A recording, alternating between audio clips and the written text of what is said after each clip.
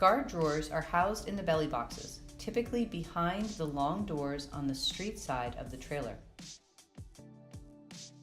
They are on full extension drawer slides and will operate with a loaded capacity of about 300 pounds of color guard equipment.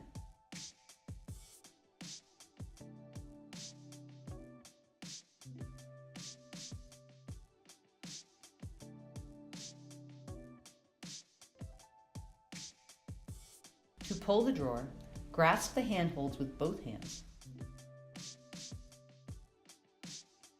To push the drawer in, put pressure on the center of the drawer. A fully loaded drawer may be tough to push.